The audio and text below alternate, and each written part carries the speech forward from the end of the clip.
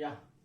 So hello everyone, my name is Suraj Gupta. I am your physics mentor. In this class, I am going to explain you total theory of gravitation.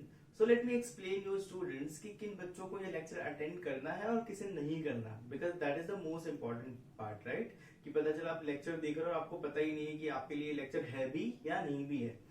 So जो भी बच्चे class 12th में हैं या class 11th में हैं वो बच्चे इस लेक्चर को देख सकते हैं. बट अगर आप फर्स्ट टाइम ग्रेविटेशन चैप्टर देख रहे हो और इस लेक्चर को देख रहे हो then please leave this lecture. आपको ये आपके लिए लेक्चर नहीं है.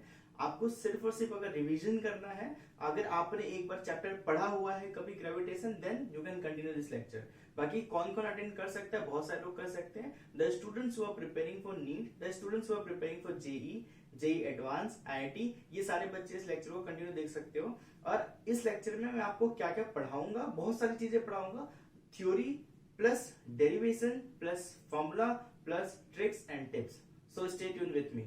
ओके, सो मूविंग फॉरवर्ड हमें देख लेते हैं कि आज के लेक्चर में हमें इस लेक्चर में क्या क्या पढ़ना है. बेसिकली कोर्स ऑफ कंटेंट क्या क्या है इस लेक्चर में. सो the first thing is gravitation force, one of the easiest thing. Gravitation force, gravitation force क्या होता है क्लास 8-9 से पढ़ना है.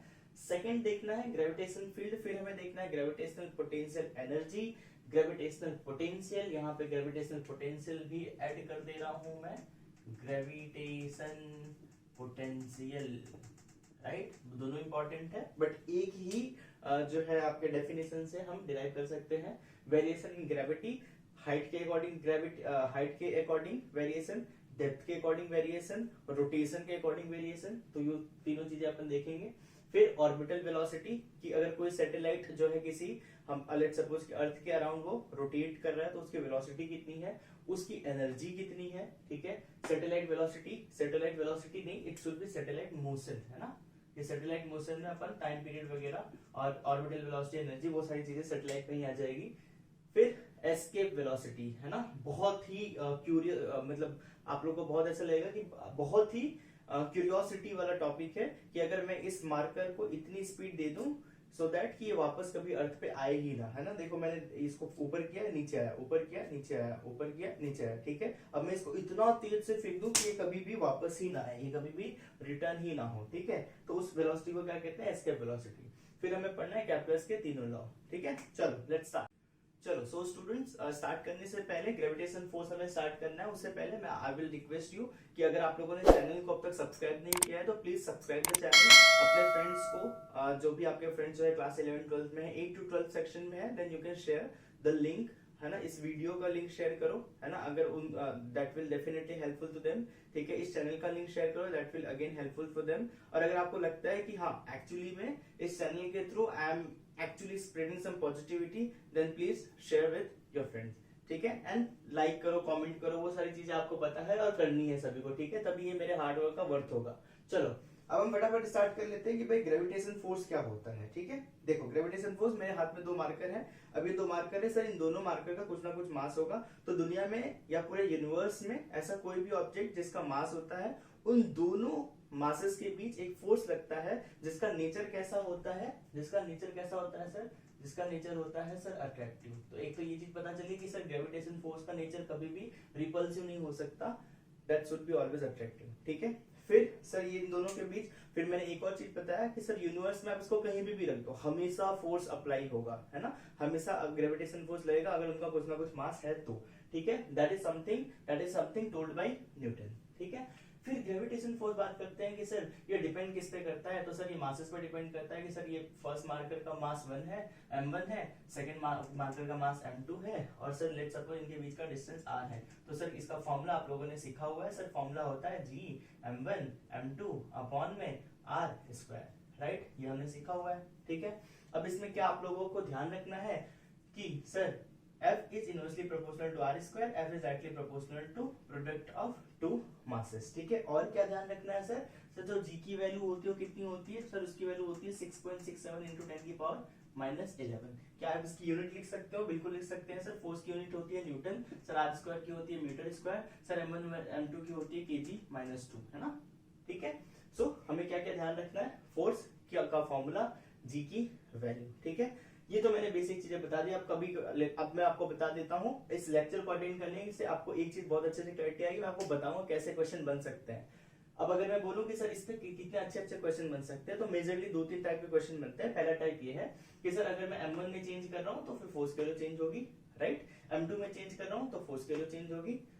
सर इनके बीच के डिस्टेंस में चेंज कर रहा हूं तो भी इनकी वैल्यू चेंज होगी। तो हो सकता है ऐसा क्वेश्चन पूछ ले कि अगर मेरे पास दो ऑब्जेक्ट है जिसका मास m है, दूसरे का मास भी m है, उनके बीच का डिस्टेंस r है, और दूसरे केस में को कहे कि उनके बीच का डिस्टेंस r/2 है, तो रेशियो बता दो, क्या चेंज आया वो बता दो, परसेंटेज चेंज बता दो, फलाना बता दो, ढिमका बता दो, वो सारी चीजें हमें आती हैं बिल्कुल, है ना। नहीं आती है तो कमेंट सेक्शन में बताना है कि सर हमें परसेंटेज में एक दिक्कत होती है, या फिर जो भी दिक्कत होती है आपको कमेंट सेक्शन में बताना है। ग्रेविटेशन फोर्स में आपने तो बहुत बेसिक सा बताया, आपने बहुत बेसिक सा बताया। आप ना मुझे सर वेक्टर फॉर्म बता दो। क्या बता दो सर? वेक्टर फॉर्म बता दो कि सर वेक्टर फॉर्म क्या होता है ना। तो वेक्टर फॉर्म ऐसी कोई नई चीज नहीं है जो हमें नहीं आती, हमें बिल्कुल आती है। Absolutely we knew about vector form क्या होता है। क्या हमें दो वेक्टर का सम करना आता है? क्या हमें दो वेक्टर का सम करना आता है? बिल्कुल आता है सर। अगर एक वेक्टर ए है और दूसरा वेक्टर बी है, लेट्स सपोज ये वेक्टर ए है और लेट्स सपोज ये वेक्टर बी है, तो सर जो इसका रिजल्टेंट होगा क्या हमें वो आता है? क्या हमें आता है? पूछो ये क्वेश्चन अपने आप से। तो आप लोग बोलोगे सर बिल्कुल आता है। सर अगर इनके बीच का एंगल थीटा है तो मैं आर वेक्टर की वैल्यू लिखूंगा मॉड ए का स्क्वायर प्लस मॉड बी का स्क्वायर प्लस में 2 mod A mod B cos theta का अंडर रूट। क्या इतना आता है हमें? पूछो ये क्वेश्चन अपने आप से। नहीं आता तो इस फॉर्मूले को याद करो, नहीं आता तो इस फॉर्मूले को याद करो, ठीक है। चलो इतनी चीजें हमें आ गई, हमें वेक्टर के बारे में आता है। सर अब ग्रेविटेशन फोर्स का वेक्टर फॉर्म भी आप बता दो फटाफट। इतना चीजें तो आपको पता है कि सर दुनिया में कोई भी टाइप का फोर्स हो that is vector quantity, that is absolutely vector quantity, ठीक है। सर अगर वो वेक्टर क्वांटिटी है तो सर उस पे जो है फोर्स का जो एडिशन होगा वो भी किस तरीके से होगा? वेक्टर की तरह से होगा। तो मैं आपको दो एग्जांपल बताऊंगा। लेट्स सपोज फर्स्ट एग्जांपल की मैं बात करूं तो, है ना, लेट्स सपोज मैंने ये एक्सिस ड्रॉ कर दिया। क्या ड्रॉ कर दिया? एक्सिस ड्रॉ कर दिया, और ये पॉइंट ए बी है ना, स्टार्टिंग लेटर, और लेट्स सपोज सर ये ओरिजिन है। तो ये आपको दिख रहा होगा कि सर मैंने इसको कहाँ पे प्लेस करा हुआ है? ए और बी को, है ना। ये दोनों कौन से पॉइंट है? लेट्स सपोज इसका मास m है और इसका मास m1 है, इसका मास m2 है। तो आपको दिख रहा होगा कि सर मैंने 2D 2 डायमेंशन की बात कर रहा हूँ, है ना। एक्स वाई एक्सिस में अगर मैंने प्लेस करा हुआ, ये x है और ये y है, क्लियर, ठीक है। लेट्स सपोज कि सर यहाँ से यहाँ तक का जो डिस्प्लेसमेंट वेक्टर है वो r1 है और ये जो डिस्प्लेसमेंट वेक्टर है वो क्या है? r2 है, ठीक है। तो हमें क्या पता है? हमें क्या पता है कि सर f की जो वैल्यू होती है वो होती है g इनटू में m1 m2 अपॉन में इन दोनों के बीच का डिस्टेंस। तो इन दोनों के बीच का डिस्टेंस क्या होगा? सोच के देखो। इन दोनों के बीच का डिस्टेंस जो होगा, अगर आप f a b फाइंड कर रहे हो, मतलब इसका मतलब क्या है sir? Force on a by b, force on a by b, force on a by b, ठीक है। तो आपका क्या हो जाएगा? Force on a by b, तो ये हो जाएगा सर r12, ठीक है। क्या हो जाएगा? ये डिस्टेंस डिस्टेंस वेक्टर क्या हो जाएगा? और force on a by b मतलब फोर्स किस पे लग रहा है सर? a पे। किस पे फोर्स लग रहा है सर? a पे। कौन लगा रहा है, कौन अप्लाई कर रहा है सर? b लगा रहा है। तो डायरेक्शन क्या होगी? क्या है ना, ये गलत है क्या? गलत है क्या? बिल्कुल गलत है सर। बी अप्लाई कर रहा है, अट्रैक्टिव नेचर होता है, रिपल्सिव नहीं होता। कौन फोर्स लगा रहा है सर? बी लगा रहा है। ए फोर्स नहीं लगा रहा है, बी लगा रहा है, तो क्या करेगा? खींचेगा। वो क्या करेगा? खींचेगा, है ना। तो देखो खींच रहा है तो जो फोर्स की डायरेक्शन होगी ये होगी, ठीक है। और अगर आपने जो है पूरा का पूरा इलेक्ट्रोस्टैटिक का मेरा लेक्चर फॉलो कर रहा हुआ है, तो अगर आप क्लास 12th में हो, जेईई या नीट की प्रिपरेशन कर रहे हो, तो वहां पे मैंने बताया हुआ है कि जब भी हम कोई वेक्टर क्वांटिटी का जो है कैलकुलेशन डेरिवेशन करते हैं, एट दैट टाइम वहां पे आपको प्लस माइनस नहीं लगाना। सिर्फ क्या आपको पता होना चाहिए कि डायरेक्शन क्या है, डायरेक्शन के अकॉर्डिंग प्लस माइनस आप खुद एडजस्ट कर लोगे, ठीक है। तो ये चीज दिमाग में रखनी है, ठीक है। तो मैंने क्या बताया सर? r12 का, और ये क्या होता है सर? स्क्वायर होता है, ठीक है। अब बच्चों ये क्या है? r12 का मैंने मॉड क्यों लिखा? बिकॉज सर मुझे इसका मैग्नीट्यूड चाहिए था। वो आपको दिख रहा है सर, इसका डायरेक्शन इस तरफ लग रहा है, तो मतलब ये तो आपका जो है डिस्प्लेसमेंट वेक्टर है ना। और हमें ये पता है कि सर एफ ए बी, ये जो मैंने लिखा है that is only magnitude, but मुझे तो क्या फाइंड करना है सर? फोर्स वेक्टर फाइंड करना है। सर फोर्स वेक्टर फाइंड करना है तो मुझे क्या करना पड़ेगा सर? यहाँ पे, है ना, यहाँ पे क्या करना पड़ेगा? यहाँ पे मुझे r12 का यूनिट वेक्टर यूज करना पड़ेगा, जो बताता है जो क्या है एक्चुअली, जो डिस्प्लेसमेंट डायरेक्शन वेक्टर है, सॉरी, जो क्या है यूनिट वेक्टर या डायरेक्शन वेक्टर भी जिसको कहते हैं। सर यूनिट वेक्टर का जो फॉर्मूला होता है वो क्या होता है? वो होता है सर वेक्टर अपॉन में मैग्नीट्यूड। बोलो बच्चों क्या होता है? Vector upon magnitude. तो सर जो फॉर्मूला निकल के आ रहा है सामने, वो आ रहा है मेरे पास F A B is equal to G m1 m2 upon में r12 का होल स्क्वायर इनटू में r12 वेक्टर अपॉन में r12 का मैग्नीट्यूड। तो क्या मैं एफ ए बी को ऐसा लिख सकता हूँ कि sir g m1 m2 upon में r12 का होल क्यूब इनटू में r12 का vector. This is my final answer. ठीक है, this is what you need to remember. जैसे मुझे याद है वैसे आपको याद है होना चाहिए। ठीक है, नेक्स्ट थिंग जो हमें समझना है, जो हमें ध्यान रखना है कि सर अगर मैं आपसे ये पूछूं कि इसमें FBA का वैल्यू क्या होगा, तो आप लोग मुझे बता सकते हो क्या? सोच के देखो, बिल्कुल बता सकते हैं सर। सर क्या हो जाएगा वैल्यू? हो जाएगा sir G m1 m2 upon में r21 का होल क्यूब इनटू में r21 का वेक्टर, है ना सर। डायरेक्शन की अपोजिट हो जाएगी बिल्कुल, क्योंकि FBA क्या है? Force on B by A, force on B by A, force on B by A। तो A क्या करेगा? जब खींचेगा। ठीक है, चलो यहाँ तक सभी को क्लियर है everyone? So this is your gravitation force in vector form. अब न्यूमेरिकल सॉल्व करने का अप्रोच बताता हूँ कि न्यूमेरिकल को जब भी आप सॉल्व करने का अप्रोच कर रहे हो, किसी भी तरह का अगर क्वेश्चन आ रहा है, तो आपको दो चीजें बेसिकली मेजरली ध्यान रखना है ना। पहली जो मैंने बताया कि ये फॉर्मूला अगर कहीं पे देखो जो है टू डायमेंशन में ऐसा कुछ ज्योमेट्री ऐसा कुछ बन रहा है, तो आप डायरेक्टली फॉर्मूला आप मतलब अप्लाई करके सॉल्व कर सकते हो। दूसरा क्या करता है सर, ध्यान से देखो कि अगर मैं आपसे पूछूं एक क्वेश्चन का मैं टाइप बता रहा हूँ, है ना, मैंने आप प्रॉमिस करा हुआ है कि ये सिर्फ और सिर्फ थ्योरी लेक्चर होगा, बट मैं टाइप बता रहा हूँ कि सर ये M है और ये M1 है, ये M2 है और ये M3 है।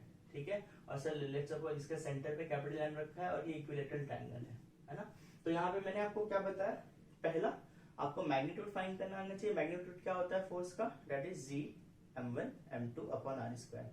फिर उसका क्या आना चाहिए? आपको डायरेक्शन देखना आना चाहिए, और डायरेक्शन देखना अगर आपको आता है और वेक्टर आपका नॉलेज है कि भाई वेक्टर का सम कैसे करते हैं, तो फिर आपको इस मतलब कहीं पे भी ना तो इलेक्ट्रोस्टैटिक में ना ग्रेविटेशन में कोई प्रॉब्लम होगी। लेट्स सपोज सर इस पे कौन कौन फोर्स अप्लाई करेगा? सर ये करेगा, ये करेगा, ये करेगा। Sir M1 force capital M पे कर रहा है तो ये अपनी तरफ खींचेगा, यस और नो, राइट।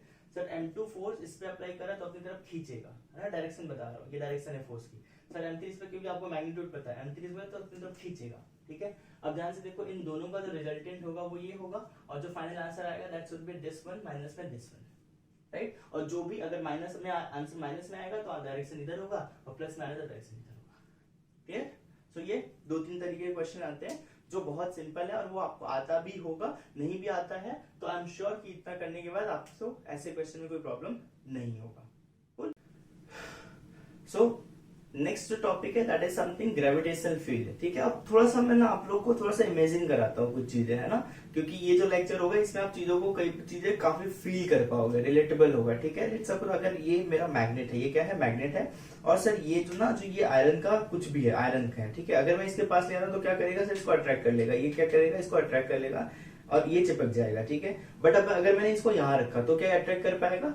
आप बोलोगे सर थोड़ा बहुत करेगा, मैंने बोला और दूर रखा तो नहीं कर पाएगा। ठीक है, तो ये बेसिकली मैग्नेट जो है, मैग्नेट जो फोर्स अप्लाई कर रहा है उस फोर्स का एक फील्ड बना हुआ है, एक फील्ड बना हुआ है कि भाई अगर इसके रेंज में आता है तो इसको अप्लाई करेगा और नहीं आता है तो नहीं करेगा। ठीक है, तो सेम उसी तरह बच्चों, सेम उसी तरह अगर मैं ग्रेविटेशन फील्ड की बात करूं, इसकी बात करूं, मेरी राइटिंग थोड़ी ज्यादा ही अच्छी है तो देख लेना, आप लोग को कोई दिक्कत ना हो। ठीक है, हो भी तो मुझे एक बार कमेंट सेक्शन में जरूर बताना, but still I am trying my best. और मैं बोलता भी हूँ, सो जनरली क्लास में भी जब पढ़ाता हूँ मैं, तो मैं कोशिश करता हूँ कि जो बोल रहा हूँ उस पर आप ज्यादा फोकस करो, है ना।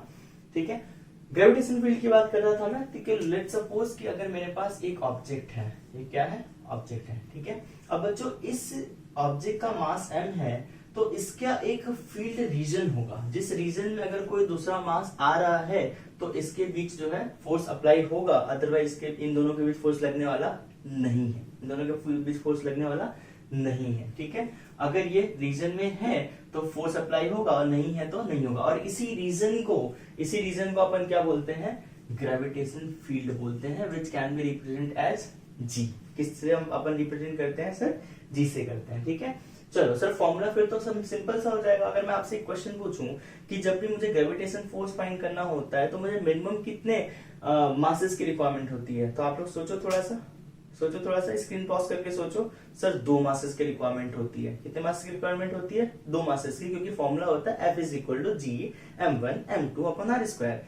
यही क्वेश्चन मैं पूछूं कि सर अगर ग्रेविटेशन फील्ड की बात करो तो कितने मासेस की रिक्वायरमेंट होगी, तो मुझे है ना 90% ऑफ द स्टूडेंट्स आंसर देते हैं सर 2 मासेस चाहिए, बट यहाँ पे 1 मासेस चाहिए, क्योंकि अगर मैंने मैग्नेट वाला एग्जांपल दिया था, तो इस मैग्नेट की फील्ड फाइंड करने के लिए मुझे यही मैग्नेट चाहिए ना अकेला, इस मास की फील्ड फाइंड करने के लिए, इस मास की ग्रेविटेशन फील्ड फाइंड करने के लिए मुझे तो सिर्फ यही मास चाहिए ना, और कोई मास तो नहीं चाहिए, है ना। तो पक्की बात है सर, जो जी की वैल्यू होगी वो सिर्फ और सिर्फ इस पे डिपेंड करेगी, और फॉर्मूला होता है gm अपॉन में आर स्क्वायर। आर स्क्वायर क्या है, ये वो डिस्टेंस है जिस पॉइंट पे आपको ग्रेविटेशन फील्ड की वैल्यू फाइंड करनी है। अच्छा, फिर तो सर एक चीज और पता चली हमें, कौन सी चीज पता चली बच्चों, आप लोगों को काफी चीजें पता है कि सर जो g की वैल्यू होती है वो f डिवाइड बाय m होती है।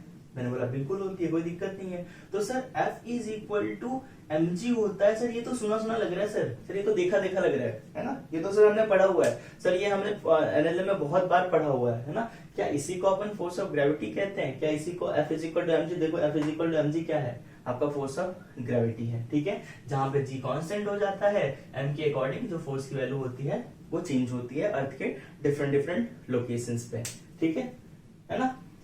चलो क्लियर है, बिल्कुल क्रिस्टल क्लियर है ग्रेविटेशन फील्ड। चलो अब नेक्स्ट चीज जो है वो है आपका कि जो ग्रेविटेशन फील्ड होता है सर ये कैसा है, सर ये आपका स्केलर क्वांटिटी है, वेक्टर है। तो सर ये भी कैसा क्वांटिटी है, सर ये वेक्टर क्वांटिटी है। सर ये वेक्टर क्वांटिटी है तो सर क्या ये जो चीजें हम फोर्स के लिए कर सकते थे वही चीजें क्या फील्ड के लिए कर सकते हैं, तो मेरा आंसर होगा हाँ। बट सर फोर्स फाइंड करने के लिए हमें जिस पॉइंट पे फोर्स फाइंड, हमें जहां पे फोर्स फाइंड करना होता था वो किसी मास पे फाइंड करना होता था कि find force on this particular mass, ठीक है। बट जब भी हमें फील्ड फाइंड करना होगा तो मैं बोलूंगा find force on this particular point, point P, point A, point C, point D, और find the gravitation field at some point, ठीक है। तो हमें एक पॉइंट पे फाइंड करना होगा कि ग्रेविटेशन फील्ड कितना है। So that's the only difference, बाकी डायरेक्शन वाला everything is same. Vector form of gravitation field भी मैं लिख सकता हूं, बट ऑलरेडी मैंने बताया हुआ है, ठीक है। So we have actually covered two topic, gravitation field and gravitation force. अब द मोस्ट इंपॉर्टेंट पोर्शन जो मैंने आपसे प्रॉमिस करा कि मैं आपको इसके साथ साथ कैसे क्वेश्चन आते हैं ना वो भी बताऊंगा। मैं क्वेश्चन नहीं बताने वाला, मैं कब बताऊंगा कैसे क्वेश्चन आ सकते हैं फ्रॉम द फॉर्मूलाज। जैसे पहला कंसेप्ट का क्वेश्चन कि सर अगर किसी पॉइंट पे मुझे ग्रेविटेशन फील्ड फाइंड करना है तो आप डायरेक्टली फॉर्मूला क्या अप्लाई करोगे, G is equal to gm upon R square. मैंने बोला बिल्कुल करोगे, कोई दिक्कत नहीं है। सो दूसरा कंसेप्ट बता दीजिए, लेट्स सपोज ये आपका क्या है, स्क्वायर है, 1 2 3 4 m1 m2 m3 m4। अगर इसके सेंटर पे ग्रेविटेशन फील्ड फाइंड करना है, सेंटर पे कोई पॉइंट है ना, कोई पॉइंट है जहाँ पे ग्रेविटेशन फील्ड है, आप बोलोगे बिल्कुल कर सकते हैं सर। सर यहाँ पे m1 क्या करेगा, इसको मतलब अगर ये जो फील्ड की बात करो उसका डायरेक्शन ये होगा, सर इसका डायरेक्शन ये होगा, इसका ये होगा, इसका ये होगा। तो सर इन दोनों का रिजल्टेंट ऊपर, इसका नीचे, आप दोनों को माइनस कर दो and finally you will get the resultant, ठीक है। वो तो हमें आता है सर, आपने सिखाया भी है और हमें पहले से भी आता था, ठीक है। आता था तो वेल एंड गुड, नहीं आता तो मैंने सिखाया है, ठीक है। अब हमारा क्या है थर्ड वाला क्वेश्चन कैसे आ सकता है कि सर यहाँ पे एक मास m1 है, एक मास m2 है, और सर इनके किस पॉइंट पे ग्रेविटेशन फील्ड की वैल्यू 0 होगी। क्यों 0 होगी, पहले तो वो लॉजिक क्लियर होना चाहिए कि सर m1 की वजह से जो फील्ड है वो इधर है, फील्ड का डायरेक्शन वो खींचेगा, m2 की वजह से डायरेक्शन है वो उधर है, वो खुद खींचेगा। तो सर जब ये दोनों अपोजिट होते हैं, एक ऐसा पॉइंट हमें जरूर मिलेगा, 110% मिलेगा, जहां पे आपका ग्रेविटेशन फील्ड की वैल्यू क्या होगी, 0 होगी, राइट। तो ये 3-4 क्वेश्चन, बाकी सारे क्वेश्चन इससे सब टॉपिक सब रिलेटेड होते हैं, कहीं ना कहीं इसी से रिलेटेड होते हैं, 3-4 कंसेप्ट ही आता है, क्लियर। चलो कूल, ठीक, चलो बहुत बढ़िया। तो मैंने आपको जो है ग्रेविटेशन फील्ड के ऊपर कैसे न्यूमेरिकल आ सकते हैं वही बताया। अब कुछ और चीजें मैं लेता हूँ ना, जेई नीट और एडवांस के बच्चे जो भी देख रहे हो थोड़ा सा देखो, दैट इज वेरी इंपॉर्टेंट। अगर मैं कह रहा हूँ कि मेरे पास एक रिंग है सर जिसका मास m है, ठीक है। रिंग को ना कुछ ऐसे रखा हुआ है, देखो मेरे फिंगर को देखो, कुछ ऐसे रखा हुआ है, जेड एक्सिस में कुछ ऐसे रखा हुआ है, ठीक है। तो मैं वो बना नहीं सकता, तो समझ लो आप, ठीक है। और सर लेट्स सपोज ये इसका सेंटर है और इसके सेंटर से पास करने वाला वो एक्सेस है, और ये P पॉइंट पे मुझे, अगर इसका मास m है तो सर इस P पॉइंट पे मुझे क्या फाइंड करना है, ग्रेविटेशनल फील्ड फाइंड करना है। तो आप बोलोगे सर क्या करें, आप लोग बोलोगे सर ये हम ऐसा कर सकते हैं क्या कि सर ये डिस्टेंस अपन r ले लेते हैं और हम फॉर्मूला क्या gm अपॉन आर स्क्वायर लिख लेते हैं। तो क्या ये सही होगा, क्या सोच के देखो सही होगा क्या। तो मैं बोलूंगा नहीं बेटा ये गलत होगा। बच्चों ये गलत होगा, क्यों गलत होगा, क्योंकि सर जो इसके मास को देखो, इसके मास को देखो, क्या ये पॉइंट मास है, तो आंसर होगा नहीं सर, ये पॉइंट मास नहीं है। ये पॉइंट मास नहीं है, ठीक है। तो क्या होगा सर, इसमें हमें छोटे छोटे छोटे छोटे छोटे छोटे टुकड़ों को जो है ऐसे टुकड़ों में डिवाइड कर दो, टुकड़ों में डिवाइड कर दो। लेट सपोज छोटे से टुकड़े का मास dm है, और इस dm की वजह से अपन फाइंड कर लेते हैं कि भाई कितना electric not electric field gravitation field apply हो रहा है। तो लेट सपोज ये आपका ये हो रहा है, और मुझे पता है सर इस dm की वजह से अपनी ओर खींचेगा, है ना, अट्रैक्शन नेचर है, अट्रैक्टिव नेचर है, ठीक है, तो अपनी ओर खींचेगा, ठीक है। सर लेट सपोज ये एंगल थीटा है, और सर लेट सपोज ये आपका जो है ये क्या है, r है, और इस डिस्टेंस को अपन x ले लेते हैं, ठीक है, और इसको अपन ले लेते हैं सर r। बोलो यहाँ तक कोई डाउट नहीं है सर, ठीक है। सर मुझे पता है इस dm की वजह से जो ग्रेविटेशन फील्ड होगा g की वैल्यू वो बहुत छोटी सी होगी dg, जिसकी वैल्यू होगी g इंटू में dm अपॉन में r square. Sir value put कर देते हैं, g इंटू में dm अपॉन में r स्क्वायर की वैल्यू है मेरे पास कितनी sir, X square plus R square, है ना, आपको दिख रहा होगा, है ना, राइट एंगल ट्राइंगल बन रहा है, ठीक है। तो ये आई हमारी सर। अब अगर हमें तो सर पूरे की वजह से फाइंड करना था, तो मैंने बोला बिल्कुल करना था, तो मैंने बोला सर इंटीग्रेट कर दो। इंटीग्रेट कर दोगे सर dg का इंटीग्रेशन हो जाएगा g, dm का इंटीग्रेशन क्या हो जाएगा, dm ऑफ इंटीग्रेशन सर पूरे की वजह से 0 to m, ठीक है, पूरे की वजह से क्या हो जाएगा 0 to m। अब आप बोलोगे सर ये तो हम तब करते ना जब जो है, क्योंकि यहाँ पे देखो हमें पता है, हमें क्या पता है कि सर इसका जो ये जो dg की वैल्यू है सर, ये कहीं ना कहीं आपको नहीं लग रहा कि सर ये इस डायरेक्शन में है, तो हमें अगर मैं इस डायरेक्शन में इसका कंपोनेंट लूं, अगर ये g है तो ये हो जाएगा g cos थीटा। मैंने बोला हाँ यार, पॉइंट तो बहुत लॉजिकली तुम कह रहे हो, अगर आप यहाँ पे भी लोगे तो भी ये करना पड़ेगा, किसी कहीं भी पॉइंट लोगे एक्सेप्ट दिस 2 पॉइंट, तो आपको ये कंपोनेंट लेना पड़ेगा। तो मैंने बोला ठीक है ले लेते, कोई दिक्कत नहीं, हमने ऑलरेडी dg की वैल्यू तो निकाल ही दी है ना, फिर बाद में हम cos थीटा का मल्टीप्लाई कर देंगे। तो ये क्या करा हमने, g इंटू में dm अपॉन में X square plus R square, और अगर मुझे g की वैल्यू निकालनी तो मैंने क्या कर दिया cos थीटा, ठीक है, 0 to m कर दिया इंटीग्रेशन। मतलब मुझे ये क्लैरिटी आ गई कि पूरे रिंग की वजह से हमें p पॉइंट पे क्या मिलेगा, ग्रेविटेशन फील्ड की वैल्यू मिलेगी, राइट। किसकी वैल्यू मिलेगी बोलो, ग्रेविटेशन फील्ड की वैल्यू मिलेगी। इज दैट क्लियर, ठीक है, बिल्कुल क्रिस्टल क्लियर है। सर अगर मैं cos थीटा की वैल्यू निकाल दूं तो मेरा आंसर आ जाएगा क्या, सोच के देखो, हाँ सर dm का इंटीग्रेशन तो m ही हो जाएगा। तो सर जो g की वैल्यू आ रही है वो आ रही है g into M upon R square plus X square, है ना, इंटू cos थीटा की वैल्यू क्या होगी सर, cos थीटा क्या होता है, क्या वो बेस अपॉन हाइपोटेनियस होता है, बेस अपॉन हाइपोटेनियस होता है क्या, हाँ बिल्कुल होता है। तो सर ये आ गया x अपॉन में r, क्या r की वैल्यू हमारे पास अंडर रूट में R square plus X square है, बिल्कुल है सर। तो सर जो g की फाइनल वैल्यू आई वो आई कितनी, g mx upon R square plus X square की पावर 3/2। बोलो बिल्कुल क्रिस्टल क्लियर होना चाहिए। जैसे मुझे याद है g is equal to gravitation field due to ring if that point is on its axis, in that case the formula would be equal to g mx upon r square plus x square की power 3/2। Sir what is x, x is a distance from center, x is a distance from center, है ना। तो जैसे मुझे याद है वैसे आपको याद होना। चलो सर क्या कोई ऐसी चीज है जो हम और भी सीख सकते हैं इसमें, रिंग वाले केस में बिल्कुल सीख सकते हैं सर। लेट्स सपोज अगर ये रिंग है, इसका मास m है, ये इसका प्रिंसिपल एक्सिस है, ये डिस्टेंस अगर x है, मैं आपसे ये पूछूं कि सर किस डिस्टेंस पे g की वैल्यू मैक्सिमम होगी, at what distance the value of gravitation field would be maximum. तो ये सर कहीं ना कहीं मैथमेटिक्स जैसा नहीं लग रहा, मैक्सिमम वैल्यू पूछ रहा है, आप लोग को ऐसे याद आ रहा होगा तो मैं बोलूंगा हाँ बिल्कुल ये मैथमेटिक्स का है सर। जब भी मैक्सिमा या मिनिमा पूछता है तो हम dg upon dx is equal to 0 करते हैं, राइट। अब आप बोलोगे सर हमें ये तो समझ में आता है कि dg upon dx is equal to 0 करना है, डिफरेंशिएशन 0 करना है, बट ये किसके रिस्पेक्ट में करना है वो नहीं समझ में आता। तो सोच के देखो g का टर्म क्या है सर, g mx अपन r square plus x square की पावर 3/2। सर g कांस्टेंट है, m कांस्टेंट है, r कांस्टेंट है, तो किसके रिस्पेक्ट में करोगे, डिफरेंशिएशन हमेशा वेरिएबल के रिस्पेक्ट में किया जाता है। तो समझ में आया कि सर हम x के रिस्पेक्ट में करेंगे, तो देखो कर देते हैं सर। ये dg upon dx is equal to मैंने लिखा है 0, है ना, तो ये 0 इज इक्वल टू, यहाँ पे देखो ध्यान से सर g m कॉमन है, और क्या मैं इसको x into R square plus X square की पावर -3/2 लिख सकता हूँ। आप बोलोगे सर बिल्कुल लिख सकते हैं, ठीक है।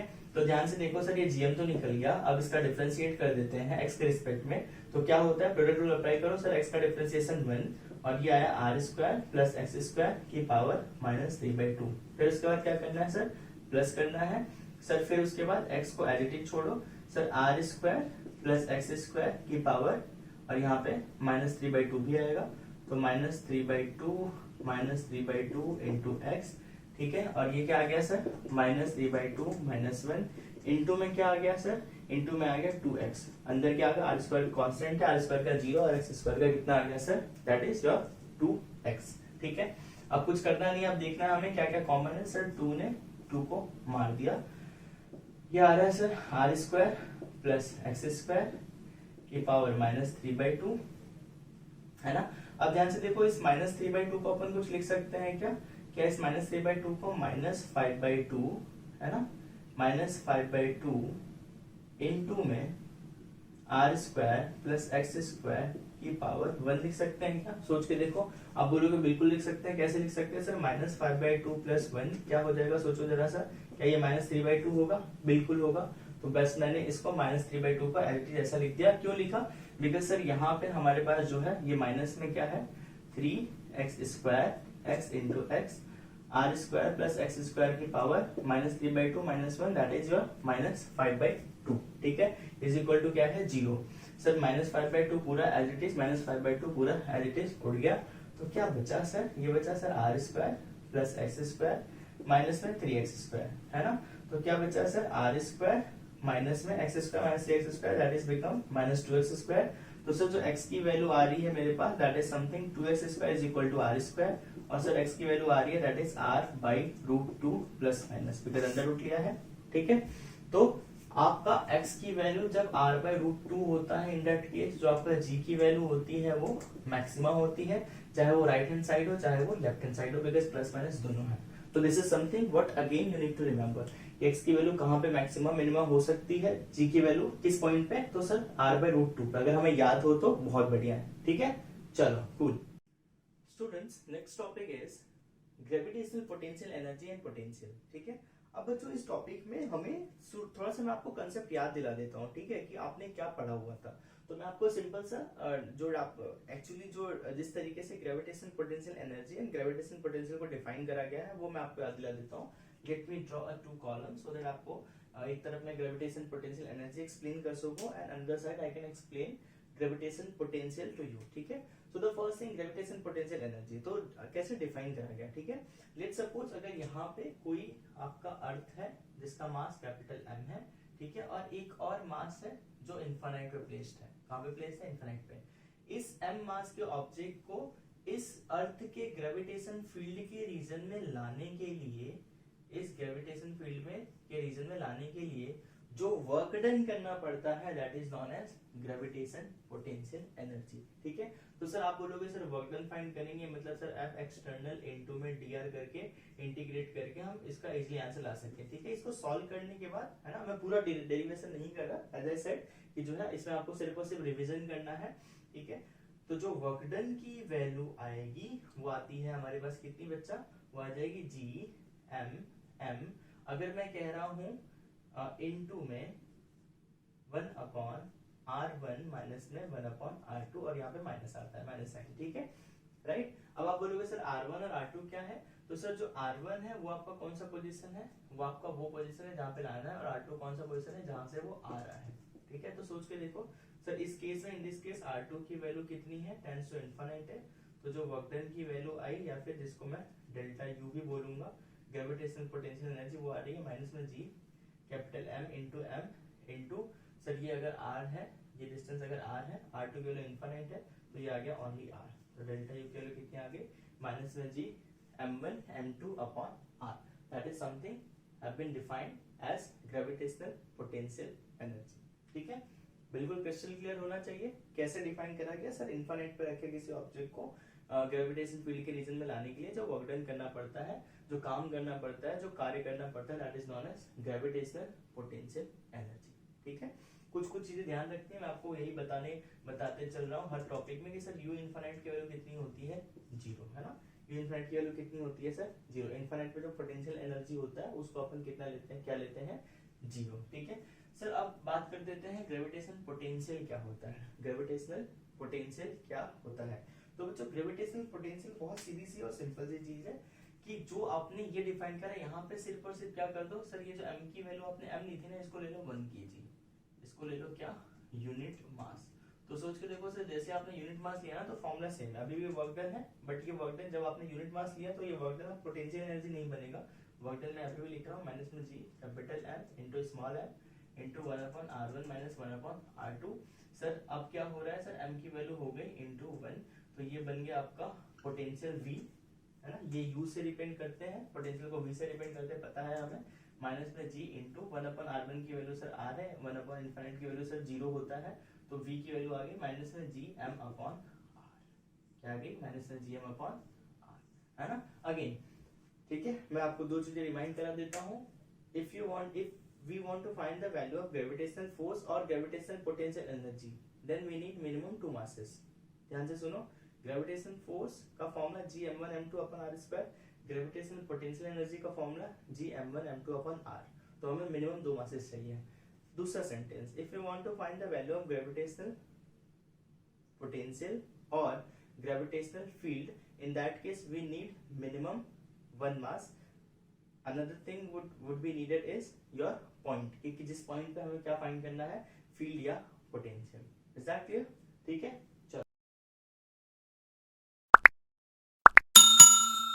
Students, so the next important topic is variation in gravity. ठीक है, जो ग्रेविटेशन फील्ड होता है उसमें किस तरीके से वेरिएशन होता है, that is something we need to find out. तो आप लोग को ये कुछ बेसिक चीजें हमें पता है, और वो बेसिक चीज क्या है, द फर्स्ट वन इज, वो बेसिक चीज क्या है sir, the first one is कि सर अगर ये अर्थ है और इसका मास m है, सर इसका रेडियस r है, और सरफेस पे मुझे क्या फाइंड करना है, g की वैल्यू, तो सर उसका फॉर्मूला हो जाएगा Gm/r²। सर इसको सॉल्व करने पे हमारे पास जो आंसर आता है that is approximately equal to 9.8 metre पर सेकंड स्क्वायर, ये आप लोग को पता है।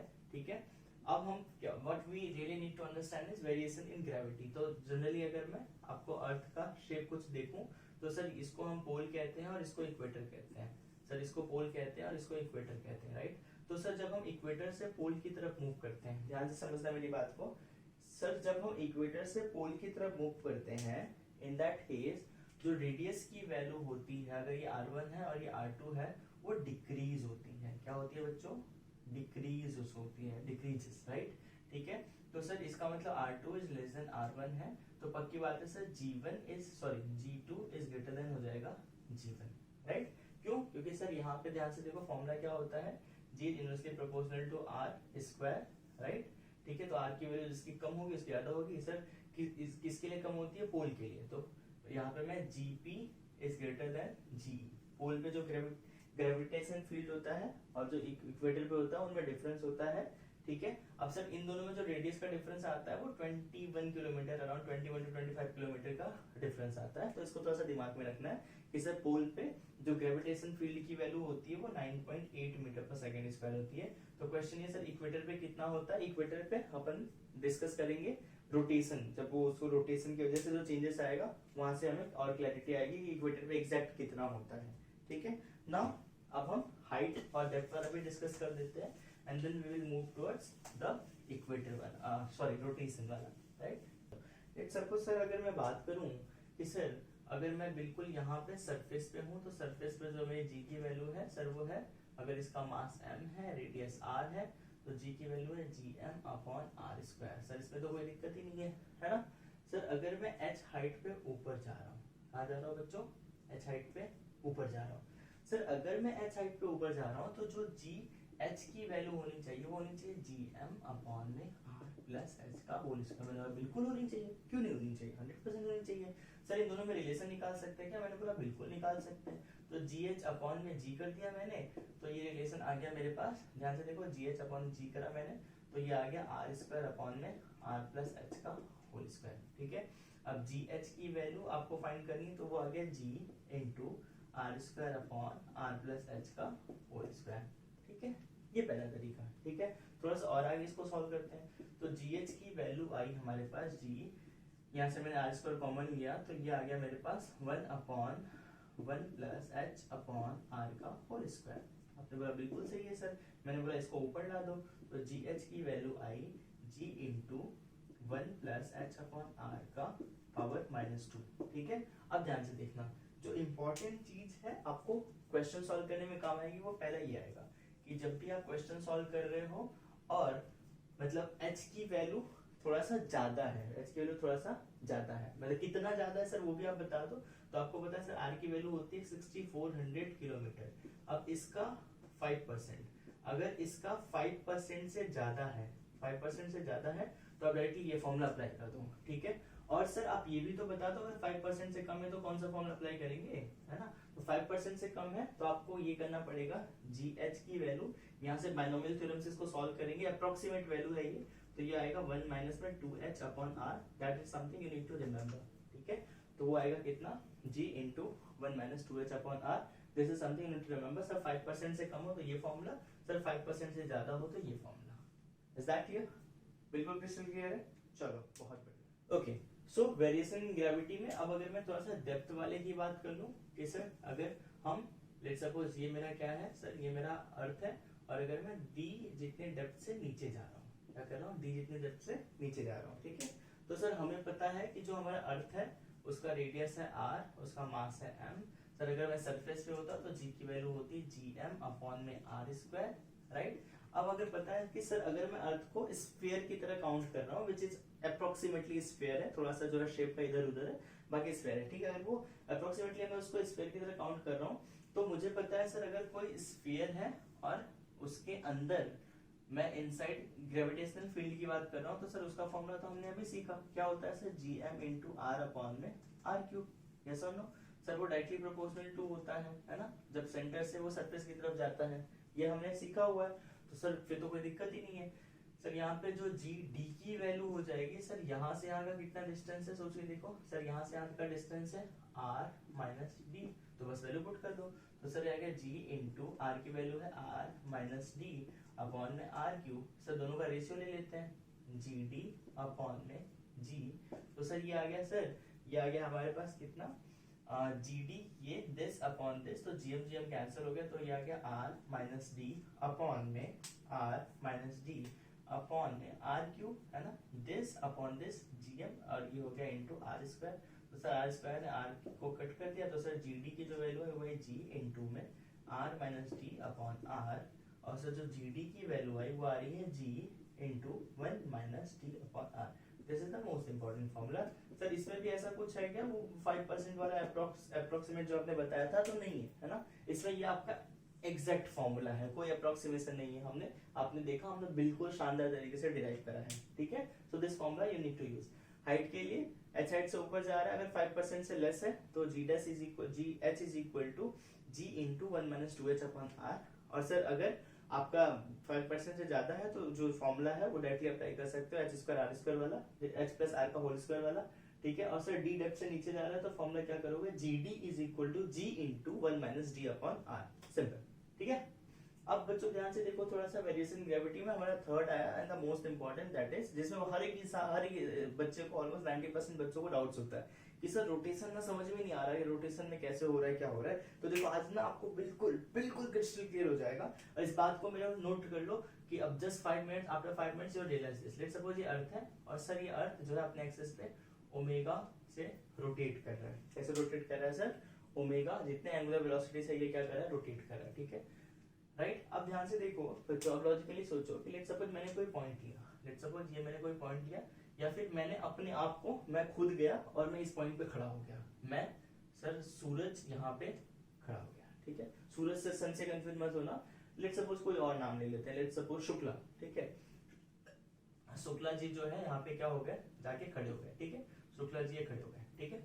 अब सोच के देखो सर, अगर इसका मास m है, इसका रेडियस r है ना, तो सर यहाँ से यहाँ तक का जहाँ पे शुक्ला जी खड़ी है रेडियस कितना होगा सर, ये r होगा, ठीक है। और लेट्स सपोज ये एंगल कितना है, थीटा है, लेट्स सपोज एंगल कितना है, थीटा है। अब एक चीज बच्चों ध्यान देने वाली बात ये है कि ये जो एंगल बन रहा है ये किससे बन रहा है सर, ये इक्वेटर से बन रहा है, that is the most important thing, है ना, ये हमें ध्यान रखना है, दिमाग में रखना है कि सर ये एंगल किससे बन रहा है, इक्वेटर से बन रहा है, याद रखना है, ठीक है। अब सोच के देखो कि सर ये जो अर्थ है ना, ये घूम रहा है, ये घूम रहा है, ये घूम रहा है, घूम रहा है, शुक्ला जी यहाँ पर है तो शुक्ला जी भी ऐसे घूमेंगे। शुक्ला जी का पाथ देखो कैसा है, शुक्ला जी का पाथ कैसा है सर, वो सर्कुलर लग रहा है क्या, मुझे तो लग रहा है सर्कुलर, क्या आपको लग रहा है, बिल्कुल लग रहा है। सर शुक्ला जी इस तरीके से घूमेंगे, इस तरीके से घूमेंगे। तो शुक्ला जी जो है अगर सर्कुलर मोशन में घूम रहे हैं तो उनके शुक्ला जी के बाहर की तरफ क्या लगेगा, एक सेंट्रीफ्यूगल फोर्स लगेगा जिसकी वैल्यू कितनी होगी sir, that should be equal to mv square upon r, है ना। इस लेट्स सपोज इस सर्कल का रेडियस क्या है r, क्योंकि इसमें मैं स्फीयर का रेडियस तो नहीं ले सकता, वो इस सर्कल के रिस्पेक्ट में ही तो घूम रहे हैं, तो इसलिए क्या आएगा स्मॉल r, ठीक है। अब सोच के देखो कि सर हमें v की वैल्यू तो नहीं पता, बट हमें पता है v की वैल्यू होती है ओमेगा इंटू आर, है ना। रोटेशन में हमें पता है v की वैल्यू कितनी होती है ओमेगा इंटू आर, तो सर ये आ गया m into omega square R square upon R. Sir R ने आर को मार दिया तो आ गया m omega square into R. बोलो यहाँ तक कोई डाउट नहीं है, ठीक है। अब सर ये जो नया सर्कल बना है जिसपे शुक्ला जी जिस सर्कल के रिस्पेक्ट में घूम रहे हैं उसका रेडियस तो हमें पता ही नहीं है, बट हमें अर्थ का तो पता है, तो क्या मैं रिलेशन फाइंड कर सकता हूँ, तो मैं बिल्कुल कर सकते हैं। सर ये एंगल थीटा है तो क्या ये एंगल कितना हो जाएगा, थीटा हो जाएगा, राइट, है ना। और ये आपका हाइपोटेनियस हो गया, ये बेस हो गया, तो सर cos थीटा की वैल्यू आ रही है मेरे पास बेस अपॉन हाइपोटेनियस, राइट, ठीक है। सोच लो सही है बिल्कुल। cos थीटा ये आपका थीटा है, तो सर ये थीटा हुआ, तो theta cos theta is equal to base upon hypotenuse, तो सर जो r की वैल्यू आएगी वो आ रही r cos थीटा, है ना। क्या आ रही r cos थीटा, देख लेना कोई कोई आप कोई गड़बड़ ना करो मैं, और आई एम श्योर आप ये बिल्कुल ऐसा मेथड है जो आपको एकदम आसानी से क्रिस्टल क्लियर हो जाएगा, बिल्कुल समझ आ जाएगा। तो सर ये आ गया m ओमेगा स्क्वायर इनटू में, है ना, इनटू में अभी आर ही रखो, उसको बाद में अपन लास्ट में वैल्यू पुट करेंगे। तो ध्यान से देखो सर हमें पता है ये जो शुक्ला जी खड़े हैं यहाँ पे, इन पे फोर्स ऑफ ग्रेविटी तो लगेगा ही, ग्रेविटी अपना कमाल दिखाएगा ही, और जो फोर्स ऑफ ग्रेविटी लगता है वो कहाँ लगता है sir, towards the centre, towards the centre, किसके सेंटर पे सर, अर्थ के सेंटर पे, तो ये रहा अर्थ का सेंटर, तो सर जो फोर्स ऑफ ग्रेविटी लगेगा वो इधर लगेगा सर mg, यस और नो, यस और नो, सर ये लगेगा mg शुक्ला जी पे, कितना लगेगा सर mg लगेगा, ठीक है। अब ध्यान से देखो सर एक फोर्स इधर लग रहा है, एक फोर्स इधर लग रहा है, क्यों ना मैं इन दोनों फोर्स को बैलेंस कर दूं, है ना। तो मैंने क्या किया सर, ये एंगल थीटा है तो ये एंगल थीटा है, तो मैंने इसका कंपोनेंट ले लिया, तो कंपोनेंट क्या लूंगा मैं सर, ये हो जाएगा m omega square r cos theta, ठीक है। अब ध्यान से देखो अगर शुक्ला जी को यहाँ पे टिके रहना है तो क्या होना पड़ेगा, इन दोनों फोर्सेस को इक्वल होना पड़ेगा, m omega square r is equal to mg, that is mandatory, ये होना ही होगा, है ना, है ना, क्लियर, है ना, माइनस में mg, है ना। और अगर मुझे यहाँ पे शुक्ला जी पे कोई, शुक्ला जी पे again I am repeating, Shukla ji पे अगर कोई भी एक्सेलरेशन लग रहा है तो सर आंसर आएगा mg minus m omega square r is equal to m into g effective, मतलब उनका एक्सेलरेशन कितना है या फिर उनका जो ग्रेविटेशनल फील्ड है वो कितना है, तो सर वो इतना है ना। ये वही चीज है ना sir, this force minus this force is equal to ma, ये क्या है इसका एक्सेलरेशन, शुक्ला जी का एक्सेलरेशन, उनका एक्सेलरेशन कितना है, acceleration is nothing but gravitational acceleration in this case. Sir m ने m को मार दिया, तो सर जो g इफेक्टिव की वैल्यू आ रही है वो आ रही है g minus omega square, r की वैल्यू कितनी है ना। अच्छा ये cos थीटा भी था, अपन ने यहाँ पे लिखना छोड़ दिया, ये आएगा क्योंकि यहाँ पे कंपोनेंट लिया था, तो ये आएगा cos थीटा, तो ये आएगा g minus omega square r cos theta, तो सर g इफेक्टिव की वैल्यू आ रही है g minus omega square r की वैल्यू कितनी है, कैपिटल R cos थीटा, तो ये आ गया r cos square theta, and this is your final answer, ठीक है। बिल्कुल सिंपल सी चीज है, फिर से मैं एक बार रिपीट कर दे रहा हूँ।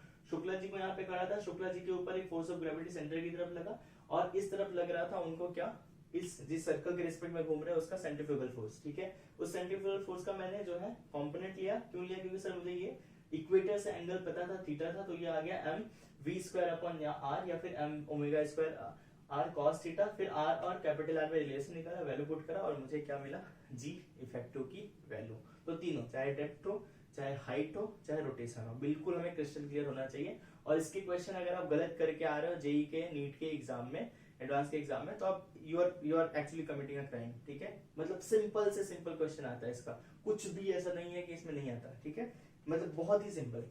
अब मैं अगर आपसे पूछूं, दो केसेस बना लूं, पहला केस है क्या कि सर अगर मैं पोल की बात करूं कि पोल पे कितना होगा जी इफेक्टिव की वैल्यू, तो अगर मैंने शुक्ला जी को पोल पे खड़ा कर दिया, पोल पे खड़ा कर दिया शुक्ला जी को, तो ध्यान से देखो सर ये जो एंगल हो गया ये कितना हो गया सर 90 हो गया, तो सर cos 90 कितना होता है 0, तो जी इफेक्टिव की वैल्यू जी होती है, मैंने पहले ही बताया कि पोल पे कितना होता है, जीपी की वैल्यू जी होता है 9.8 होता है। अब बात करते हैं सर इक्वेटर पे, अगर शुक्ला जी को मैंने कहाँ खड़ा कर दिया सर, इक्वेटर पे खड़ा कर दिया, तो आप खुद सोचो सर, शुक्ला जी का जो एंगल है वो कितना है सर, इस बार 0 है। शुक्ला जी का एंगल 0 है, तो सर जो जी इफेक्टिव की वैल्यू है वो आ रही है इस बार जी माइनस में omega square into R only, G minus में omega square into R only, right. ठीक है, तो ये दोनों केसेस भी हमें पता होना चाहिए जिसपे से क्वेश्चंस बनते हैं, मोर और लेस क्वेश्चन इन पर बनते हैं। ठीक है, चलो नेक्स्ट इंपॉर्टेंट टॉपिक है सैटेलाइट मोशन। ठीक है, अब सैटेलाइट मोशन में हमें क्या करना है, बहुत सिंपल है, बहुत ही सिंपल है। मैं कह रहा हूँ ग्रेविटेशन चैप्टर इतना सिंपल है कि आप मतलब इसको ऐसे इमेजिन कर करके चीजें सॉल्व कर सकते हो। कैसे सर, लेट सपोज कि अगर ये एक सैटेलाइट है ना, और ये मेरा अर्थ है जो इसके चारों तरफ ऐसे रोटेट कर रहा है। ठीक है, तो हम कुछ कुछ चीजों की बात करेंगे। ठीक है, पहली चीज, फर्स्ट थिंग इज कि सर इस सैटेलाइट और इसके बीच जो फोर्स लग रहा है अर्थ के बीच, लेट्स सपोज अगर यहाँ से डिस्टेंस r है, तो सर ये जो फोर्स लग रहा है उसकी वैल्यू है जी एम, अगर इनका मास m है सैटेलाइट का, इंटू एम अपॉन में आर स्क्वायर। ठीक है, और सर इस अगर इस पे सर्कुलर मोशन हो रहा है तो इसको बैलेंस कौन कर रहा है सर, इसको बैलेंस कर रहा है M V square upon R, है ना। तो सर फोर्स ऑफ ग्रेविटी और centrifugal force both will be equal, तो ये हो गया G capital M into small m upon R square is equal to M V square upon R, है ना। सर r ने r को मार दिया, तो सर हमें वेलोसिटी ऑफ दिस सैटेलाइट मिल गया, ऑर्बिटल वेलोसिटी जिसको कहते हैं, है ना। v की वैल्यू कितनी आ गई, G M M upon R का under root, and this is known as orbital velocity. क्या कहते हैं हम इसे, ऑर्बिटल वेलोसिटी। ठीक है, ये एक चीज, ठीक है, हमें ऑर्बिटल वेलोसिटी के बारे में पता चला। अनदर इंपॉर्टेंट थिंग इज कि सर अगर ये जो है आर रेडियस पे ऐसे रोटेट कर रहा है, घूम रहा है, तो इन दैट केस सर इसकी जो वेलोसिटी होगी क्या वो 2 पाई आर अपॉन टी होगा, है ना। अब आप बोलोगे सर ये तो आप क्या टाइम ऑफ पीरियड फाइंड करना चाह रहे हो, मैं बोलूंगा हाँ मैं इसका टाइम ऑफ पीरियड फाइंड करना चाह रहा हूँ। तो सर ये आ गया t is equal to 2 pi R upon v। Sir v की वैल्यू हमने ये ऑलरेडी फाइंड कर रखी है, तो सर t की वैल्यू आई 2 पाई आर अपॉन v की वैल्यू है अंडर रूट में G M upon R. Sir इनका स्क्वायर कर देते हैं, तो T square is equal to आ गया 4 pi square into R square, है ना, इंटू में आर अपॉन में जी एम। तो सर ये आ गया T square is equal to 4 pi square upon G M into में आर क्यूब, है ना। ध्यान से देखो sir 4 pi square upon G M whole constant है, पूरा कांस्टेंट है, 4 pi and G M all R constant. ठीक है, तो सर यहाँ पे मैं क्या लिख सकता हूँ, T square directly proportional to R cube, and this is nothing but Kepler's third law. जो कैप्लस का थर्ड लॉ है यही है आपका, है थर्ड लॉ, ये हमने प्रूव कर दिया। तो this is how we can find the time of period of this particular satellite. ठीक है, so here we talk about orbital velocity and time of period of satellite. ठीक है, अब अगर मैं बोलूं कि सर अगर ये सैटेलाइट है, तो सैटेलाइट अगर v वेलोसिटी से जो है अगर रोटेट कर रहा है उस ऑर्बिट में, तो सर इसके पास तो एक एनर्जी है काइनेटिक एनर्जी, जो कितनी है सर, जो है हाफ एम वी स्क्वायर। ठीक है, और सर इसके और इस कैपिटल एम के अर्थ के बीच जो है एक क्या लग रहा है, ग्रेविटेशनल पोटेंशियल एनर्जी, जिसकी वैल्यू है यू आई, वो कितनी है, या फिर मैं इसको यू और के फॉर्म में ही लिखूं, वो कितनी है, माइनस में G capital M small M upon R, है ना। इसमें कोई डाउट नहीं है सर। तो सर जो टोटल एनर्जी होगा क्या वो काइनेटिक एनर्जी प्लस में पोटेंशियल एनर्जी होगा, मैं बोला बिल्कुल हाँ होगा। तो सर ये आ गया half M V square minus में G capital M small M upon R, है ना। सर और कुछ कर सकते हैं, मैं बोला बिल्कुल कर सकते हैं, क्योंकि सर v की वैल्यू हमने ऑलरेडी फाइंड कर रखी है, orbital velocity G M upon R है, इसकी वैल्यू वहां पुट करा, तो सर ये आ गया g capital M into small m upon में 2r माइनस में g capital M into small m upon r, this is your total energy. तो सर देखो टोटल एनर्जी जो आ गई मेरे पास सैटेलाइट की, वो आ गई माइनस में, ये क्या है -1 प्लस हाफ, तो ये आ गया माइनस में half minus g capital M small m upon में 2r, this is the total energy of your satellite. ठीक है, बिल्कुल सिंपल क्रिस्टल क्लियर होना चाहिए हमें। Same to same repeat telecast कहाँ होगा, पूरा ग्रेविटेशन कहाँ रिपीट टेलीकास्ट होगा, इलेक्ट्रोस्टैटिक में, और कहाँ रिपीट टेलीकास्ट होगा सर, एटम चैप्टर में भी होगा, जो केमिस्ट्री में भी है 12th में, एज वेल एज फिजिक्स में भी है। ठीक है, चलिए नाउ हमारा सबसे बढ़िया मजा, मतलब you will enjoy actually this topic कि एस्केप वेलोसिटी क्या होता है ना, कि मैं इसको किस वेलोसिटी से फेंकूं कि ये अर्थ की ग्रेविटेशन फील्ड से ही बाहर चला जाए। ठीक है, तो बहुत सिंपल, बहुत इजी, बहुत लल्लू, बहुत ही सिंपल कि लेट्स सपोज अगर ये मेरा जो है क्या है, अर्थ है, इसका मास m है, और ये स्मॉल m का ऑब्जेक्ट को मुझे कहाँ फेंकना है, out of the region of this gravitation field, right. So in that case इसके पास जो एनर्जी है वो इनिशियल एनर्जी कितनी है, माइनस में G capital M into small M upon में आर, है ना, अगर इसका रेडियस आर है, ठीक है, अगर वो सरफेस पे है तो, ठीक है। और इसको मैं किसी वेलोसिटी, लेट्स सपोज किसी वेलोसिटी से फेंक रहा हूँ v, और v e is your escape velocity, तो प्लस में half m v e square, ठीक है। अगर ये फील्ड के रीजन से ही बाहर चला गया तो हमारे पास जो पोटेंशियल एनर्जी है वो इनफाइनाइट हो गई, जीरो, काइनेटिक एनर्जी भी हमें जीरो ही करना है ना। हमें तो ये देखना है कि वो मिनिमम कितनी वेलोसिटी देते हैं, है ना। तो ये आ गया मेरे पास कितना सर, m m कैंसिल हो गया, जीरो के उस तरफ चला गया, तो v e की वैल्यू आ गई 2gm अपॉन r का अंडर रूट, है ना। इसको और कुछ लिख सकते हैं, बिल्कुल लिख सकते हैं सर, ये आ गया 2gm, r से डिवाइड, r से मल्टीप्लाई कर दो तो होगा r स्क्वायर हो गया, तो v की वैल्यू आ गई अंडर रूट में 2g इंटू r, है ना। और सर अर्थ के लिए जो एस्केप वेलोसिटी होती है वो कितनी होती है, 11.2 kilometre per second. This is the escape velocity for the earth. अगर अर्थ से किसी ऑब्जेक्ट को आपको जो है out of the gravitation field range से बाहर करना है, in that case you need to give velocity that is 11.2 kilometer per second. So this is again simplest thing, escape velocity question, है ना, right? So students, that is the last topic of this chapter which is Kepler's law, ठीक है। Kepler's law पे जो है मैंने already बता दिया है आपको, जो थर्ड लॉ था, कुछ चीजें फटाफट डिस्कस कर लेते हैं, है ना, बहुत ही सिंपल, बहुत ही इजी, ठीक है। Kepler's law में जो है केपलर साहब ने जो है 3 लॉ दिया। पहला उन्होंने बताया लॉ ऑफ ऑर्बिट, जिसे हम कहते हैं लॉ ऑफ ऑर्बिट, ठीक है। उन्होंने बताया कि हमारा जो सन है वो बिल्कुल हमारे सोलर सिस्टम के बीच में है और उसके चारों तरफ जो है डिफरेंट डिफरेंट प्लैनेट्स जो है बाकी सारे प्लैनेट्स उसके चारों तरफ रिवॉल्व करते हैं, ठीक है। और ये जो ऑर्बिट होता है ना, ये एलिप्टिकल होता है। कैसा होता है, एलिप्स होता है, एलिप्टिकल ऑर्बिट होता है। That this orbit is not circular orbit, ये सर्कुलर नहीं होता, ठीक है। ये एक चीज बताई उन्होंने, ठीक है, लॉ ऑफ ऑर्बिट में। फिर उसके बाद ओके, सो सेकेंड लॉ जो है आपका, जिसको हम लॉ ऑफ एरिया भी कहते हैं, लॉ ऑफ स्वेप्ट एरिया या फिर एरिया कह दो, ठीक है। तो ये कुछ नहीं है, अभी आपको बताया मैंने कि लेट्स सपोज अगर किसी एक एलिप्स के किसी एक सेंटर पे सन है और ये आपका प्लैनेट है, ठीक है, और ये प्लैनेट जो है लेट्स सपोज टी टाइम पे यहाँ से यहाँ जा रहा था और यही प्लैनेट जो है टी टाइम पे सर ये यहाँ से यहाँ पर गया, ठीक है। तो ध्यान से देखो, ये जो स्वेप्ट एरिया है ये और ये, केपलर साहब ने बताया कि दोनों सेम होते हैं। मतलब उन्होंने क्या बताया कि सर जो dA अपॉन dt होता है ना वो कांस्टेंट होता है ना। क्या dA अपॉन dt जो होता है कांस्टेंट होता है, that is something have been told by Kepler's, ठीक है। So this is actually Kepler's second law, ठीक है। अब ध्यान से देखो, जो मोस्ट इंपॉर्टेंट पोर्शन है जिसपे से न्यूमेरिकल आता है केपलर के सेकंड लॉ से, वो हमें याद रखना है कि सर L अपॉन 2m की जो वैल्यू होती है वो dA अपॉन dt होती है और वो होती है आपकी कांस्टेंट, है ना। क्या होती है सर, कांस्टेंट होती है। जहाँ पे जो L क्या है सर, वो है आपका एंगुलर मोमेंटम। मैं इसका डेरिवेशन इसलिए नहीं बता रहा बिकॉज ये रिवीजन लेक्चर में मैं इसका कोई खास यूज नहीं है। m क्या है, दैट इज योर मास। तो L upon 2m is equal to dA upon dt is equal to constant. So this is your Kepler's second law. Third law जो हमने एक्चुअली प्रूफ ही कर दिया है।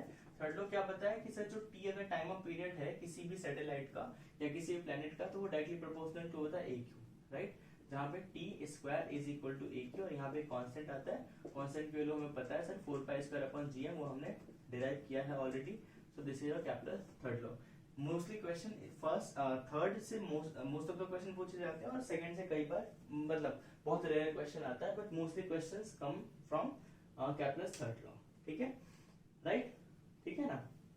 So this is your Kepler's law, ठीक है। अब आप लोग को क्या करना है, what you really need to do is कि इस लेक्चर को देखने के बाद ग्रेविटेशन के क्वेश्चन की प्रैक्टिस करनी है। अगर आपको क्वेश्चन बैंक नहीं मिल रहा, क्वेश्चन ही नहीं मिल रहा, तो हमारे टेलीग्राम ग्रुप को ज्वाइन करना है, ठीक है, हमारे व्हाट्सएप ग्रुप को ज्वाइन करना है। And if you will be having any doubt related to physics, then it will be reach to me directly. मुझे डायरेक्टली वो आपके डाउट्स पहुंचेंगे और मैं डायरेक्टली आपको सॉल्व कराऊंगा। अगर आपको फिजिक्स से रिलेटेड सब्जेक्ट में कोई भी ऐसा टॉपिक है जो समझ में नहीं आता, you can directly comment me कि सर ये टॉपिक है जो आप एक्सप्लेन कर दो। फिजिक्स से रिलेटेड ऐसा कोई भी प्रॉब्लम है जो आप डेली लाइफ में देख रहे हो कि सर ये चीज मुझे हम देखते तो हैं और हमें पता भी है कि सर यहाँ पे कोई साइंस है कोई फिजिक्स है, बट हमें समझ नहीं आ रहा, तो क्या आप इसे एक्सप्लेन कर दोगे? I would love to do this, ठीक है। उसका एक वीडियो के साथ प्रॉपर एक्सप्लेनेशन दूंगा मैं, है ना। What you just need to do is कि कमेंट सेक्शन में बताना है कि आपको क्या टॉपिक है जो समझ में नहीं आता। हमारे सोशल मीडिया को फॉलो करो, इंस्टाग्राम, फेसबुक, लिंक्डइन, ट्विटर, हर जगह ट्रियो टीचर्स के नाम से आपको हमारा सोशल मीडिया हैंडल मिलेगा। आपको वहां पे क्विजेस मिलेंगे, एजुकेशनल अपडेट्स मिलेंगे, एग्जाम्स के अपडेट्स मिलेंगे, सारी एजुकेशनल रिलेटेड चीजें वहां पे आपको देखने को मिलेंगी। ठीक है, so that's it I think in this lecture, and thank you so much for joining me. If you really like this video, then please like it, comment it, share it, and please don't forget to subscribe my channel, Trio Teachers. Thank you so much. Bye bye. See you in the next video.